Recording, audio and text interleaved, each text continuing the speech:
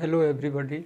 आज हम लोग रियल नंबर से संबंधित और रियल नंबर में रेशनल नंबर से संबंधित जो भी प्रॉब्लम आते हैं वो कितने तरह के होते हैं, टाइप्स ऑफ प्रॉब्लम्स के बारे में जानते हुए और उसका हल करते हुए चलेंगे। पहला जो होता है इसमें आता है टाइप 1 प्रश्न। वो संख्याओं पर आधारित प्रश्न होते हैं।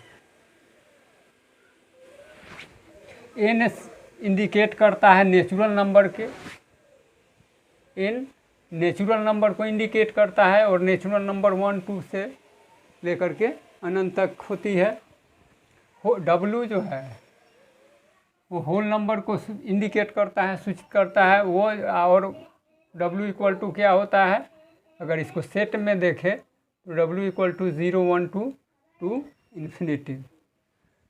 जेड इंटीजर को इंडिकेट करता है, -इन्फिनिटी टू +इन्फिनिटी, और बीच में 0 होते हैं जो ठीक बीच में होते हैं।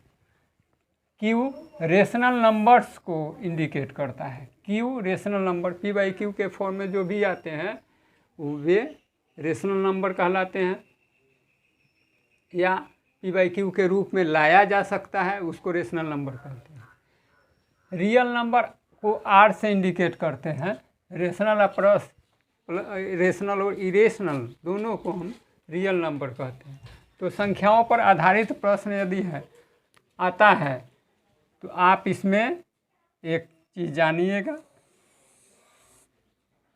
मान लेते हैं ये नेचुरल नंबर n को इंडिकेट करता है, ये होल नंबर होगा। अगर इसका एक वृत्त चित्र खींचे, होल नंबर, और ये क्या कहलाएंगे, इंटीजर को हम जेड से सूचित करते हैं, तो ये जेड होगा। उसके बाद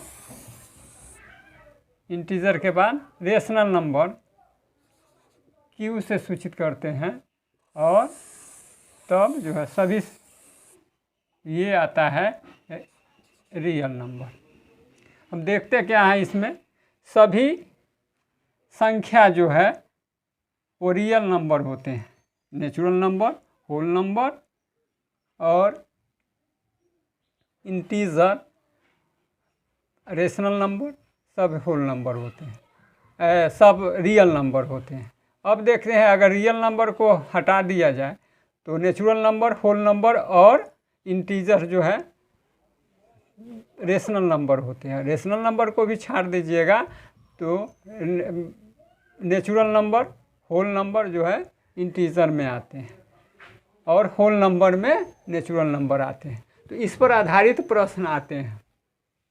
पूछता है कि प्रत्येक नेचुरल नंबर होल नंबर होता है, सही है या गलत, तो उसमें क्या होगा, सही होगा। पूछ देगा कि प्रत्येक जो है इंटीजर जो है होल नंबर, तो सही होगा, नहीं होगा। प्रत्येक इंटीजर होल नंबर है, नहीं होगा। तो यानी प्रत्येक इंटीजर होल नंबर में वही आएंगे जो ये वृत्त चित्र को आप देख करके इसका रखेंगे तो संख्याओं पर आधारित कोई भी प्रश्न आता है तो उसका उत्तर दे सकते हैं। पहला है 0। क्या 0 को P/Q के रूप में लिख सकते हैं, या प्रश्न दूसरे टाइप का भी पूछ सकता है कि 0, क्या 0 रेशनल नंबर है, यानी परिमेय संख्या है।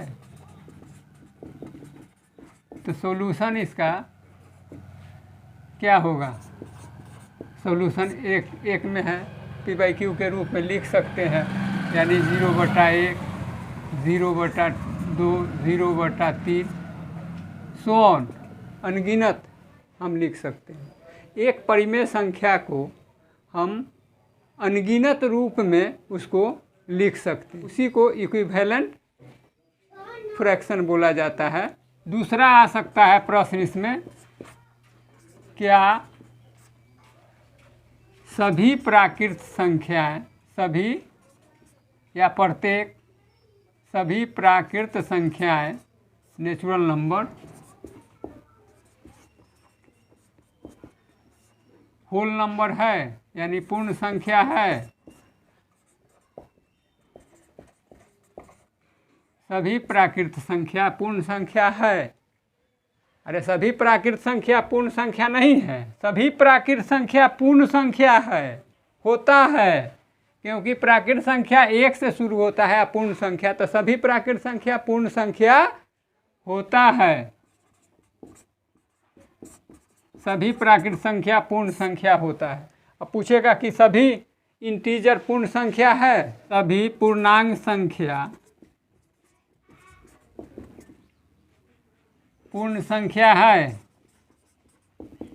उल्टा पूछ रहा है, सभी पूर्णांक संख्या पूर्ण संख्या है, सभी पूर्णांक संख्या पूर्ण संख्या नहीं होगा।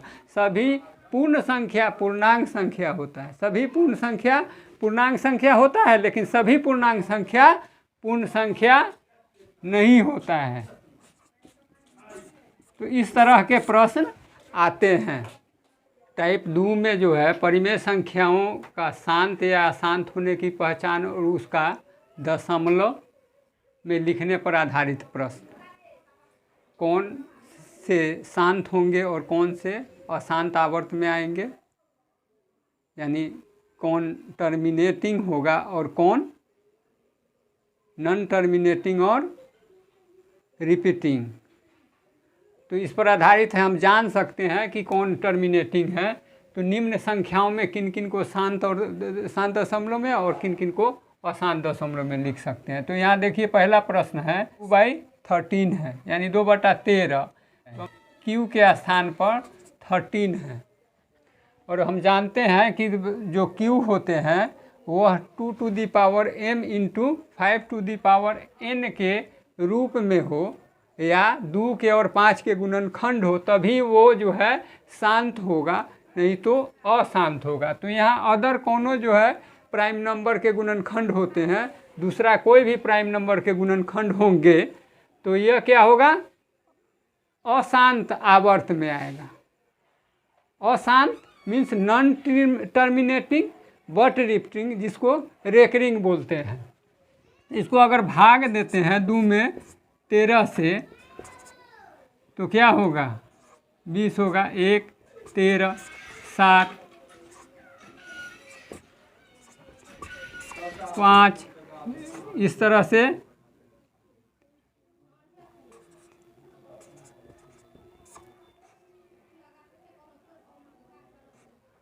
0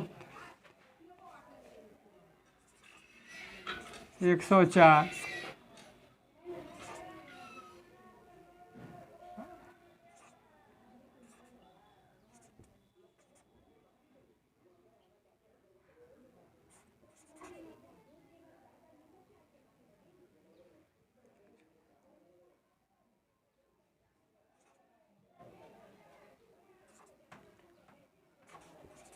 अब देखिए यहाँ से फिर 0 शुरू हो रहा है। 2 यहाँ 2 से शुरू हुआ, 7 2 से शुरू हुआ है, फिर 2 आ गया। फिर उसी तरह से ये आएगा जो 1 5 3 8 4 6। तो ये जो है ये क्या करेगा, रिपीट करेगा। अब 1 5 3 4 8 6 1 5 3 8 4 6 ये आता रहेगा, कटेगा कहीं नहीं कटेगा, ये आता रहेगा। तो इसका क्या होता है, ये 2/13 अशांत हम पहले जान गए थे कि ये अशांत आवर्ती आएगा। अशांत रहेगा, कटेगा नहीं, लेकिन वो रिपीट करेगा। तो नॉन टर्मिनेटिंग एंड रिपीटिंग यानी रेकरिंग। तो यही रेकरिंग इसको दे सकते हैं। 1 पर रेकरिंग दे दीजिएगा डेसिमल के बाद, और जो रिपीट कर रहा है 5 3 8 4, तब आप 6 पर रेकरिंग दे देंगे।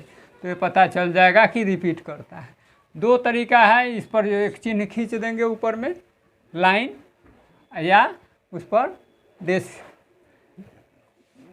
एक पॉइंट बैठा देंगे लास्ट नंबर पर और शुरू वाले नंबर पर जहाँ से रिपीट करता है। तो इस तरह से इसका हल हम कर सकते हैं और जान सकते हैं। तो आइए कुछ और भी प्रश्न लेते हैं। दूसरा है 7 और 7/20 है। 7/20 में ये क्या होगा कि Q बराबर 20 है और इसका गुणनखंड करेंगे तो क्या होगा 2 × 2 × 5 होगा। तो इसमें क्या होते हैं 2 to the power n m × 5 to the power n के रूप में है। 2 के और 5 के गुणनखंड है, इसलिए क्या होगा ये शांत होगा कि अशांत होगा? ये शांत होंगे। तीसरा लेते हैं और इसमें भाग दे के आप पता कर सकते हैं कि शांत होंगे कि अशांत होंगे। आप अपना से इसको पता कीजिए। 13/125 इसमें भी जो है Q क्या है, Q 125 है, तो ये 5 5 5 का आएगा गुणनखंड, तो ये भी शांत ही होंगे। चौथा अगर देखते हैं तो ये 15/14 है, तो इसका अगर Q देखते हैं तो ये 14 है, 14 है और इसका 2 × 7 होगा। तो जो 2 के अलावा अगर कोई भी अभाज्य गुणनखंड आते हैं तो वो अशांत वाला और रेकरिंग वाला आएगा। तो यहाँ जो है ये अशांत आवर्ती या रेकरिंग कहेंगे, अशांत आवर्ती, ठीक है। इसको नॉन टर्मिनेटिंग बट रिपीटिंग या रेकरिंग, ठीक है। 5 देखते हैं 1/17 है, तो 1/17 में तो ये नहीं है, 17 जो है Q 2 और 5 का गुणनखंड नहीं है, इसलिए वही चीज़ ये भी अशांत आवर्ती होंगे। आप सब भाग दे करके इसको जांच लेंगे और भाग दे करके जांच लेंगे। हम 2 4 5 प्रॉब्लम और दे देते हैं। जैसे 329/466 है, 1/1000 7 है, 19/9 8 है,